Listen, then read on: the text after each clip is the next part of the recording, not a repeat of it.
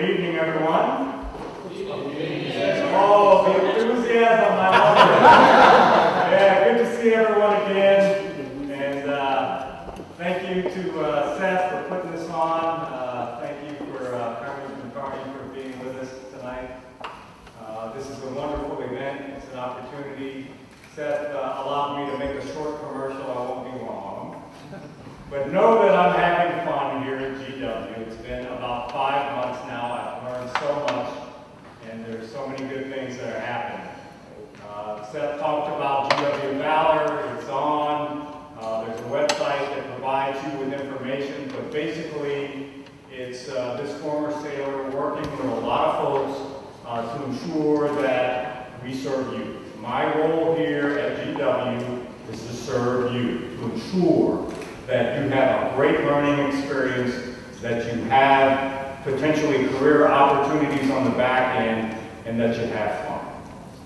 And so far, a lot of victories. I want to send a shout out to one of our deans. He's back there, Dean Ali Eskandarian, from the top, there he is, from the College of Professional Studies. He is one of the key advocates for this entire Valor effort. I will tell you that we've got support from the president, the provost.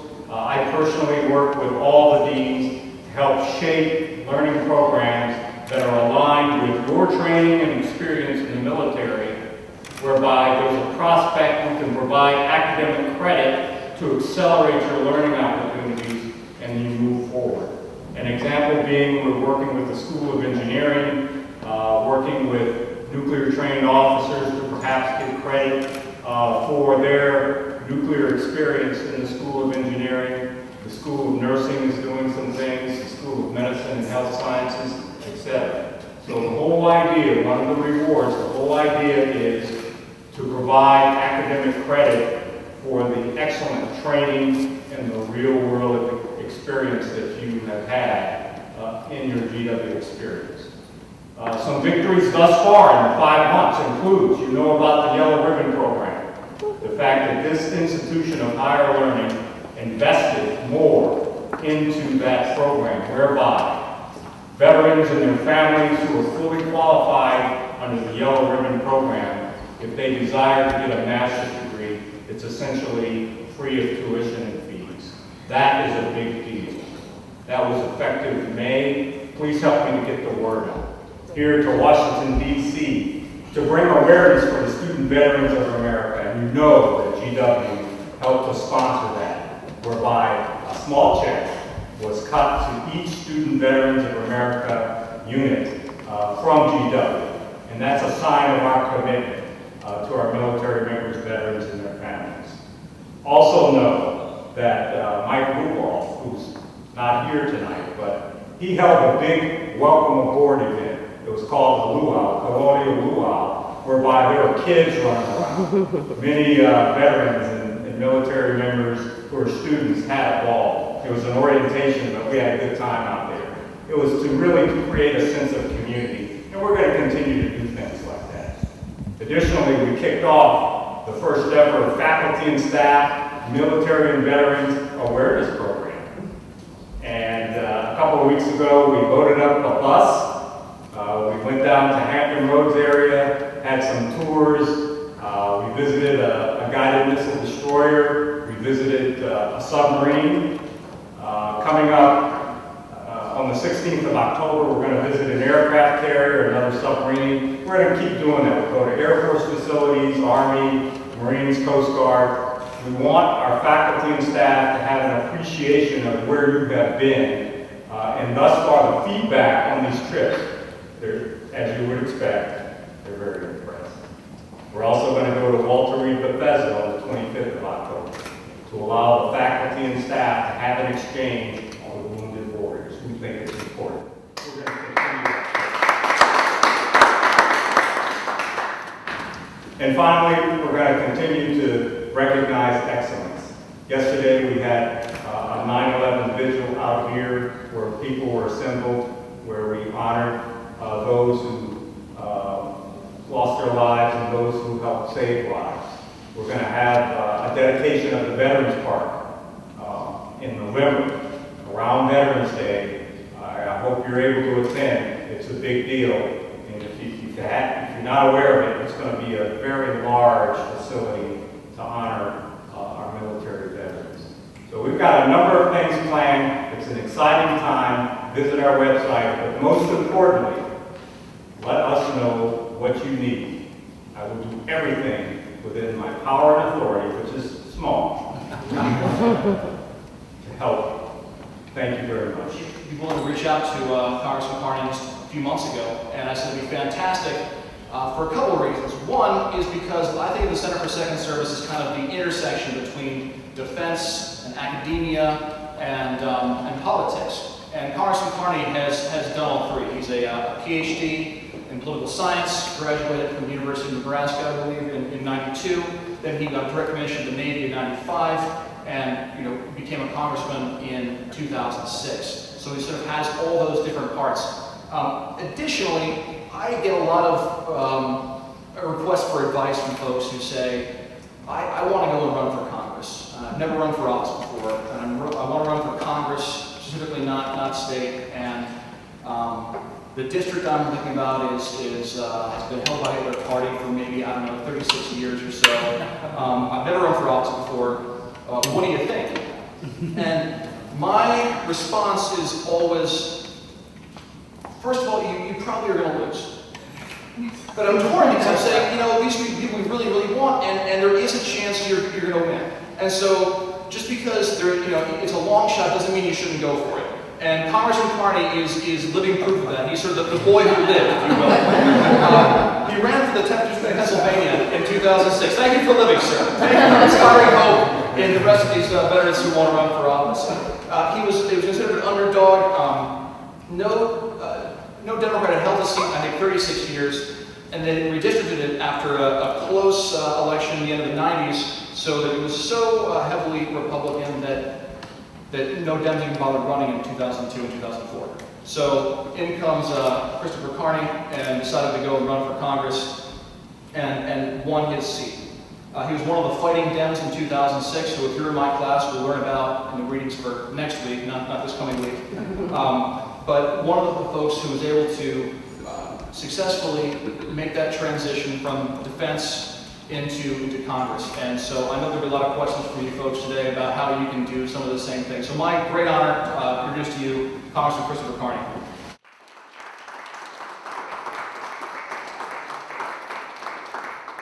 Well, thank you all for inviting me. Good to see you. Were we on the trip to South America together? Oh, yes, we were. Yeah. Yes, we were. Yeah, there's stories we can't tell about that. Yes. about former members that would be untoward. Admiral, thank you so much for your remarks, and I really appreciate the way out to Walter Reed and SSU and the troops. We did that almost every week from our office, and it matters a lot to see some of the bravest people you'll ever see, and their bravery. Frankly, I think was probably you're braver here than you were on the battlefield in a lot of cases.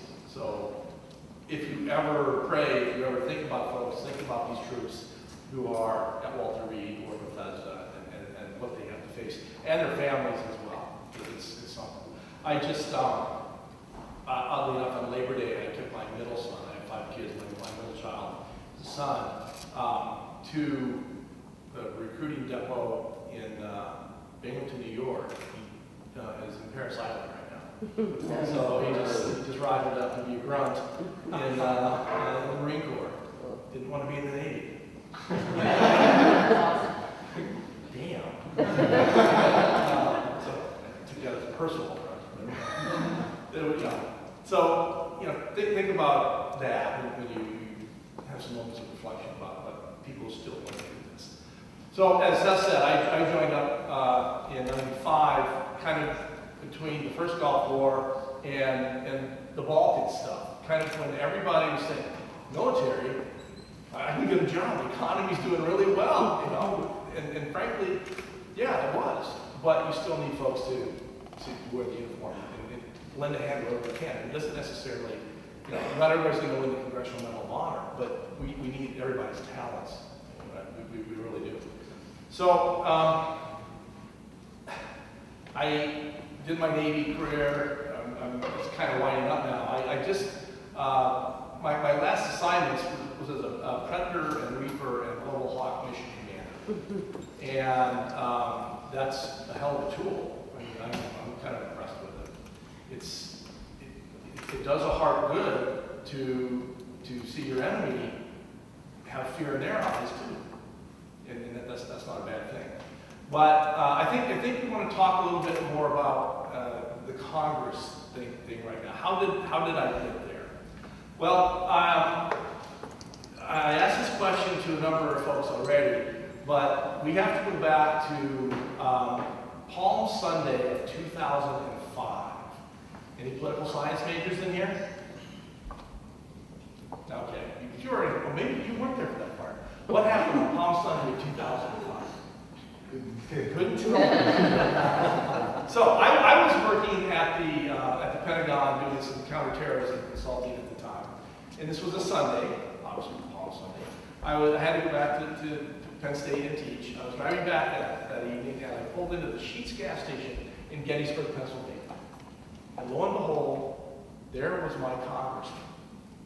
He was filling up his car for the rest of the trip down to Washington that night. A Sunday night, Palm Sunday of 2005. What would compel a congressman to go south to vote? It was the Terry Schreiber case. Now, I don't know if you remember that or even know what it was, but this is where the majority party went to vote on whether or not Congress or the government should have a role in deciding for health care, which is sort of an ironic twist if you want to fast forward. So anyway, I had just come from a couple of days of looking at some of the intel on the war, and it wasn't going well. So these guys are going to vote on the Terry Schreiber case, but the war in Iraq isn't going well. I think, my God, let's keep our eye on the ball here. So anyway, I filled up the car, got in the car, driving north, and it just made me mad. My Irish got up, and I'm just fuming and thinking about it. And finally, I decided somewhere on the trip, I'm going to run for Congress. So I get home, and I'm kind of futzing around, and I wake my wife up. And she says, "Oh, what happened? Did you wreck the car?" No, Jen, I think I'm going to run for Congress. Ooh, but we should have wrecked the car. But we were off and running. So as a political scientist, I always told my students, you never run against an incumbent who's in for more than a couple of terms, and especially an appropriator. So I ran against a 4-term appropriator, and we ended up winning. Now, it's a long process. The campaign is grueling. You've got to raise money. You've got to prove that you're viable, and the only way to prove you're viable is to raise money. But to raise money, you've got to go out and prove you're viable. I mean, that's a hard trick. I mean, it really is a chicken and egg thing. You got to have both at the same time. But I didn't use it, but it's part of my bio, is being a veteran. And in districts that are more conservative, that matters. People respect that. One person asked me, in fact, my former dean asked me, you're part of the military. You're going from the most respected institution in the country to the least respected institution in the country. Why? The answer is not why, it's why not. If you want to put respect and admiration into Congress, run. Or be part of the process somehow. If you want to do that, run for an office, run for the U.S. Congress, run for a statewide office, state representative, state senator, or be an important staff member to somebody who's an elected official. Because your counsel and your input really matters. Your ability to organize and follow through on a mission really matters. So that's important stuff. So one of the questions was, what have we done for veterans lately, or what I was in? Well, what I'm doing right now is I serve on the Presidential Commission, created by Congress, the Military Compensation and Retirement Modernization Commission. So for all the veterans that are out there, it's our job to figure out how to pay for your benefits.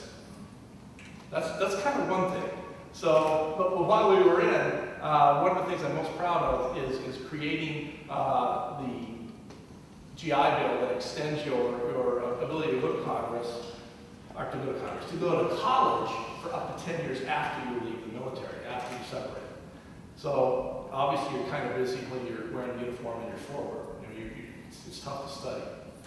So when you get back and you kind of get your head about you and you're ready to go back to Congress, you have some time to do that. So we extended the ability for the GI Bill to take effect. And I'm really proud of that. I hope some of you are taking advantage of that, frankly. So. But it's more than that. It's bringing your wisdom, it's bringing your patience, it's bringing your ability to view both sides of an issue to bear when you're discussing things with your colleagues, be they Democrat or Republican. I'm a Democrat, a conservative Democrat, but a Democrat. And you need that ability to talk to your Republican colleagues as well. And when you face a crowd, when you face who are potentially a hostile crowd, and they understand that you're a veteran, they give you a break a little bit. I mean, they give you a little bit of a chance to tell your story. So it's important. But you know what?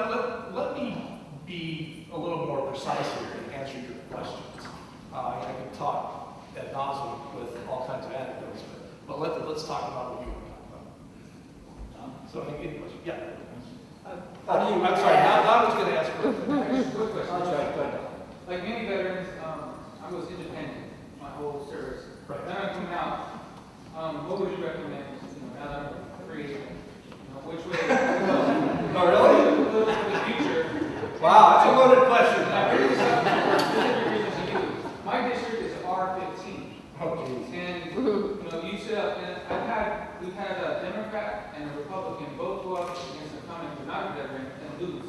Right. Even there for 4 terms. So I'm kind of wondering, for me, should I go Republican against him in our district, or the sacrificial lamb as Democrat, or what do you recommend?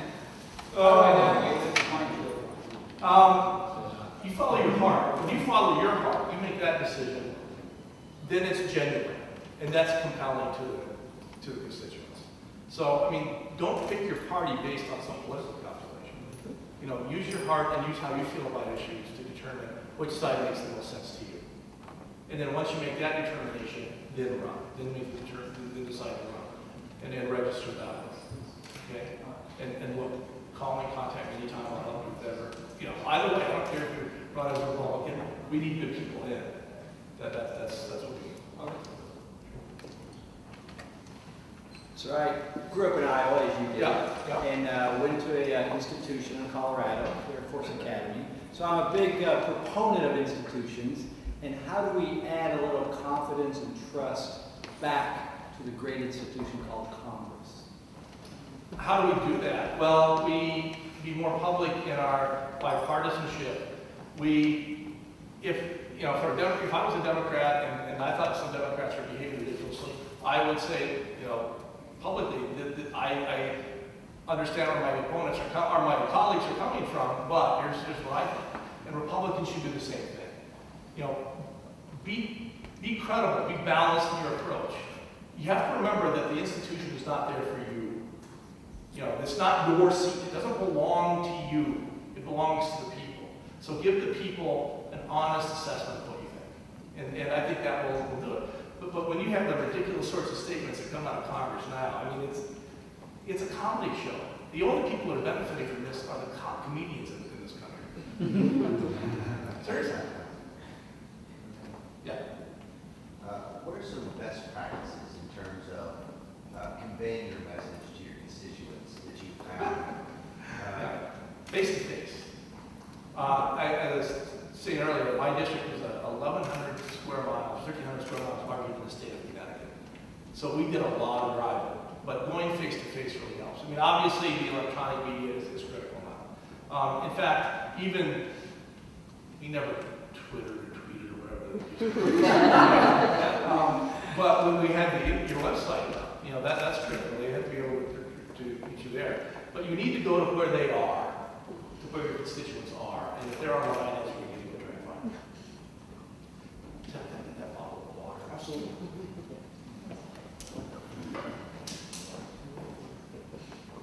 But in terms of very best practices, it's going out and seeing them face to face.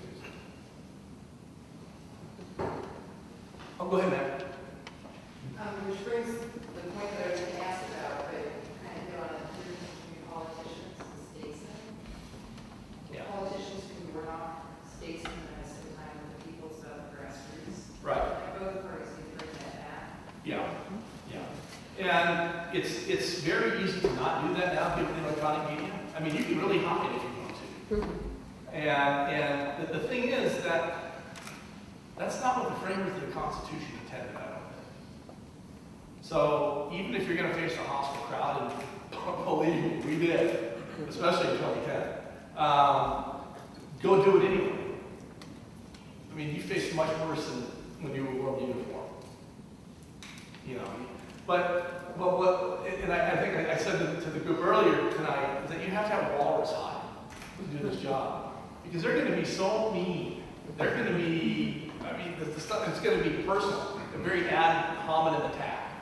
So, accept it. That's what's good, that's what's coming.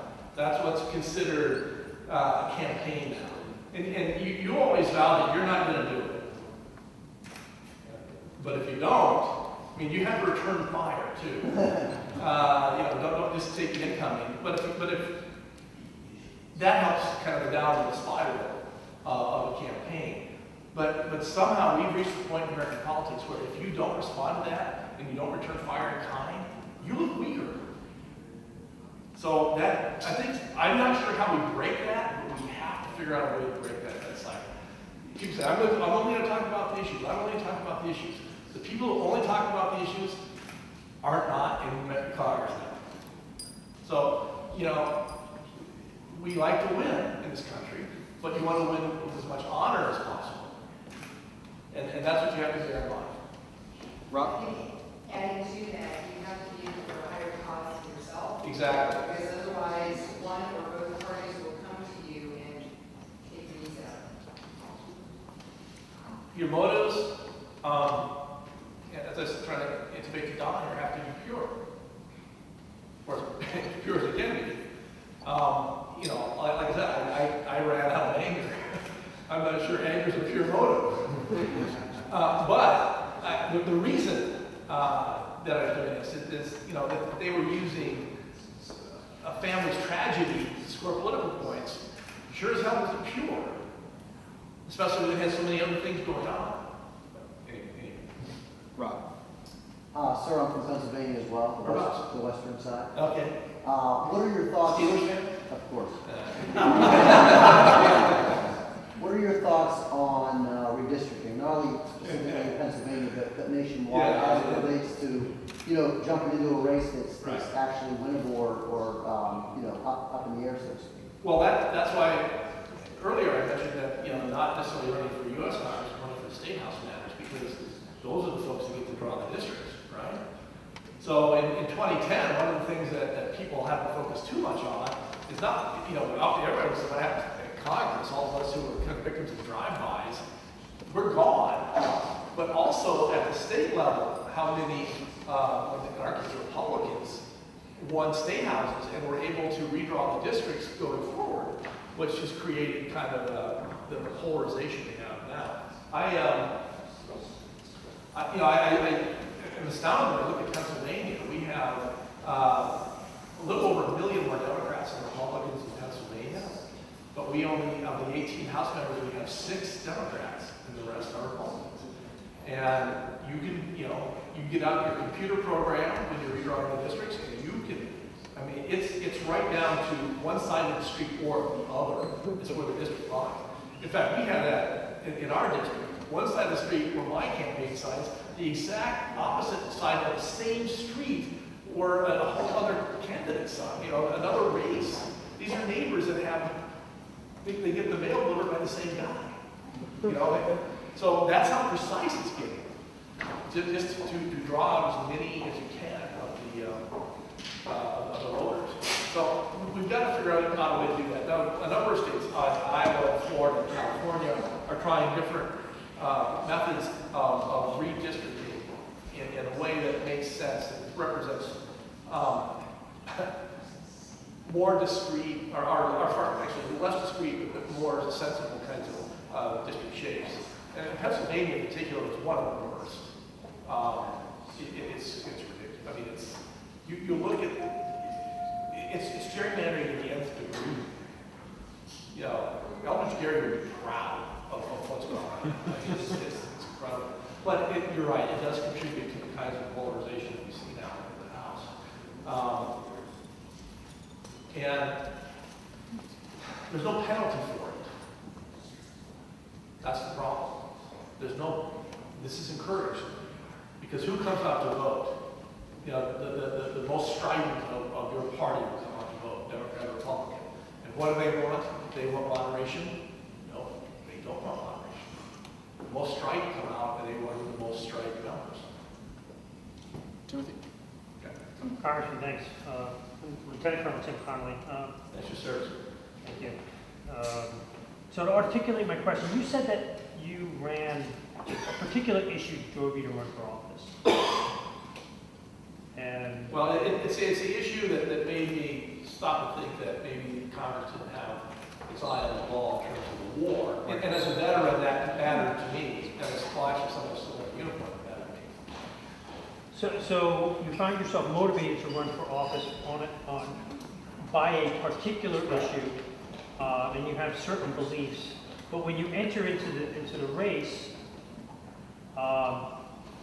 there are, of course, your constituency consists of people of all different types of interests. A lot of them are single-issue voters, Sure. probably. Did you find yourself having to go through kind of a process of analysis of all of the big issues that are out there, and making sure that you can clearly articulate what your position was on each one of them, Yeah. in case you got... And, Well, and did you find no, yourself being challenged on pretty much all those issues at some point during your campaign? Of course.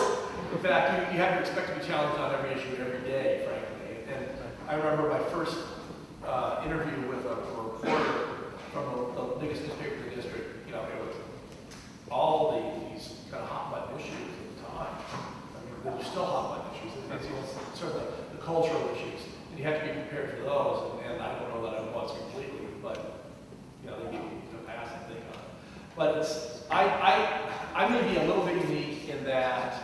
As a political science professor, I taught for a long time about these issues with my students and been able to formulate reasonable responses, whatever they were, whichever side I came down on. In fact, it would be hard for anybody at the time if they were, so to speak, be able to declare me as a Democrat or a Republican, because I had an A rating from the NRA. Right. I was a weapons instructor at the Navy. I'm pretty good at that. When I lived in Wyoming, I fed myself with 2 antelope and 2 deer every year. You know, hunters in Pennsylvania, that's awesome. but your constituents who might be Democrats and traditional Democrats, you know, so but once again, if you stay genuine to who you are and what you believe, that's compelling. I mean, the constituents are, I think, probably more intuitive than they are maybe factually or factually smart on issues. But they know, they can smell BS. They know that it's a phony kind of message that you're sending. So. And you're not going to be, even if you got elected on false premises, you're not going to last anyway. So it's much harder to be governed when you can't remember which line you will last. You know, so just be honest with people. And I'm certainly not suggesting that you would want to come up with whatever line you think would help you win the race. You would certainly want to run on what you believe in your heart. Right. And you couldn't change your position once you came out with it because everything's recorded anyway. Yeah. These days, and you can't hide from the videotape when it's out there. But, so my question was more along the lines of how much inward reflection do you think you found yourself doing? And maybe you had to do less because you spent so much time in the political science realm. As a professor, you had a chance to think about it. It's not quite what you believe, because by the time you run, you better know what you believe. But it's how well how simply you can articulate complex issues. You know, there is no issue that's easy. There's no issue that's simple. But people want simple answers. And people want to go away understanding something. And my staff, I always drove my staff crazy, but I always gave three-part answers to everything. Because you need to show a little bit of depth of understanding. And maybe it was the educator in me, but I kind of wanted to do that with constituents because, you know, if I had supporters who were really hard on one issue, I would kind of try and temper that. Say, yes, but let's consider this point of view as well. So at least they have a little bit of edification moving away from something like a campaign speech. But it's a really tough line to walk because as an academic, you know, you want to be as open and fulsome in your answers as possible. But as a The opposite is a congressman, you have to either vote one way or the other. Yeah, right. You do.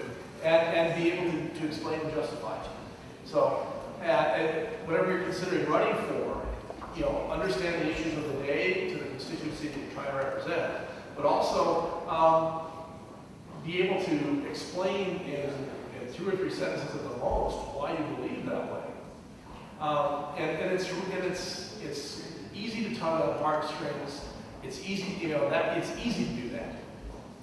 But does it accomplish what you're trying to get at? Sometimes it does, but not always. So, you know, we try to be genuine. And if you're genuine, then it will come across. Thank you. Sir, do you have time to have a beer with us and answer a few more individual questions? Or take off pretty quickly here. I can answer some There are a few more questions. I just wanted to I'm happy to answer some questions from the crowd if there are any. And then have a beer. However you want to do it. No, this is fine. It's your night. All right. Terrific. Any other questions? Brian? Yeah, Congressman, how much research and campaign planning did you actually do before your campaign got in the swing of things?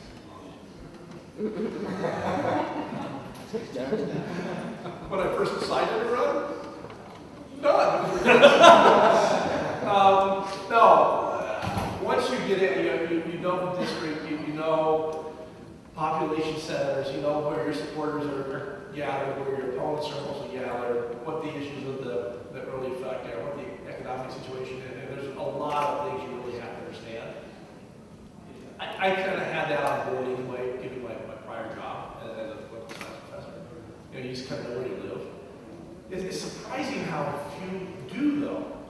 You know, they know their own little world. Basically, maybe it's the confines of their yard. Maybe it's not even that large. It's surprising how little people know about where they live. It really is.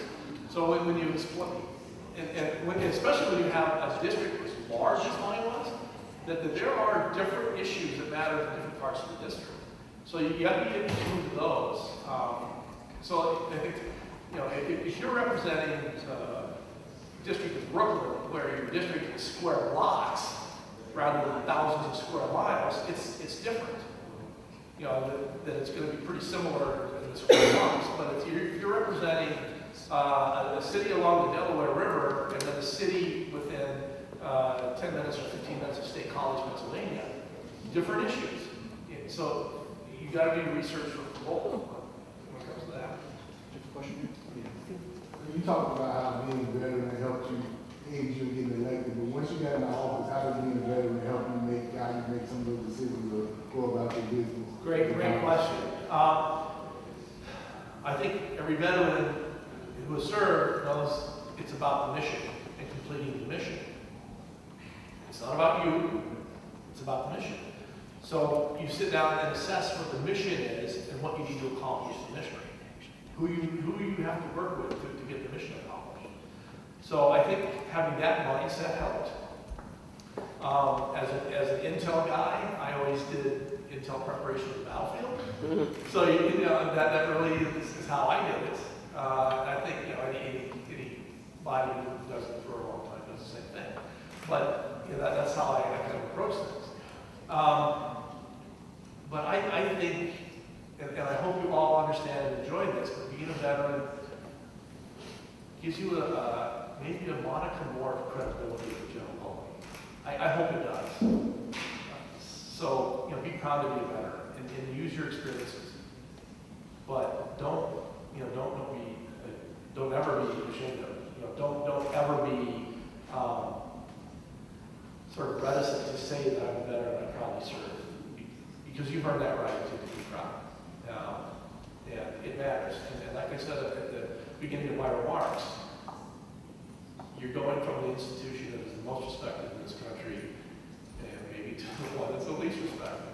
If you want to fix the one that's the least respected, bring the talents, bring your experiences, bring your mindset, bring your love of this nation to this town or to your state capitals. That's the only thing, or it's one of the few things, frankly, that's going to turn the tide. One last question. Thanks for being here, Congressman. How did you go about finding the tools, the resources you needed to run the campaign to win? You find people who are bored and want something to do. And seriously, I'm not being facetious here. At the outset of a campaign, especially one like mine, where I was given a stonewall's chance, as Seth so graciously pointed out. You find people and talk to them who would be willing to work for you. I mean, you take any help you can get at the outset.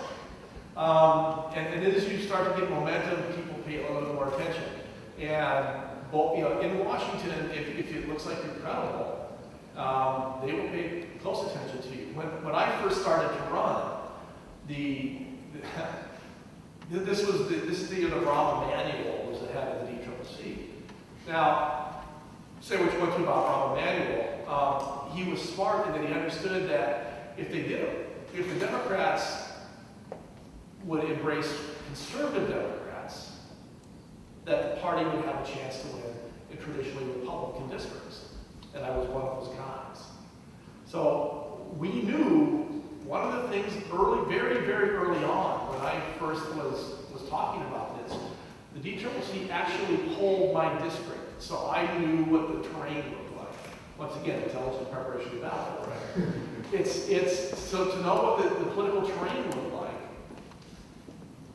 you would make a decision. Do you attack there or do you retreat there? Do you hold fire?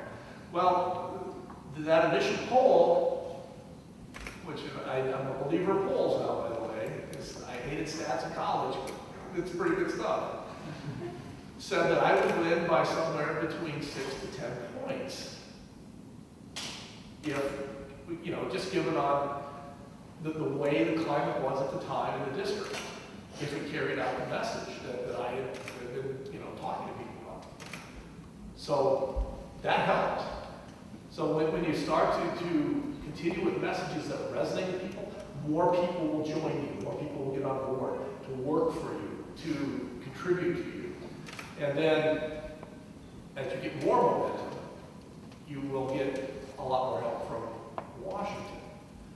It's hard to run against the national party. Actually, in the end, I mean, people do, and some are successful, but not often. But they're not going to help you unless you prove that you're viable. And your viability is judged primarily on your bank account.